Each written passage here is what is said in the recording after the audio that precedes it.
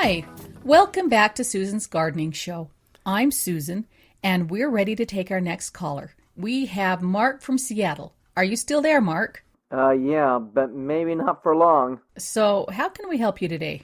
Okay, my wife is really into gardening, and about 5 years ago, she received a beautiful climbing rose bush. I think an Agatha Christie. Ooh, that's a nice one. From her mother, who has passed away. And anyway, the rose plant seems to be on its last leg. Really? Normally, that rose is really quite hardy. I know. It's very disease resistant, too. I know. So, what's the problem? Well, this situation isn't normal. You see, about a week ago, I was doing some yard work, and I was using some weed killer. Uh-oh. Yeah, to try to get rid of some terrible weeds, and... Did you spray the roses? Well, not exactly. I set the spray container down near the roses while I was trimming a bush, and the container must have gotten knocked over, and the weed killer soaked into the ground near the roses. How much weed killer are you talking about?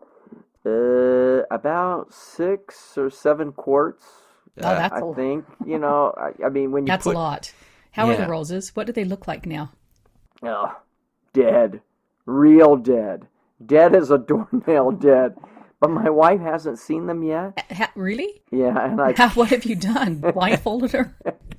Well, I've kept her away from that side of the house where the roses are. But she's bound to see them at some point. Yeah, you've got a problem. I mean, is there anything I can do to revive them? Not unless you're a magician. Well, can you recommend a quick-growing variety that can take its place? Mark, I'm sorry. You've made a mistake, a big mistake. Except that my wife warned me this could happen. Oh, man. Listen, you made a blunder, a big mistake, a really big mistake. But unless your wife goes on vacation for a couple of years, you're not going to be able to replace the roses that fast. So, any recommendation? I mean, what do I do? You need to talk to her. Are you kidding? You don't know my wife. Look, you've waited long enough. Don't let the grass grow around your feet. Say something, but be sure to hide the garden shears before you do. Kneel down. Ask for her forgiveness now. But that's what I did when I killed her prize apple tree last year. Really? Oh, man.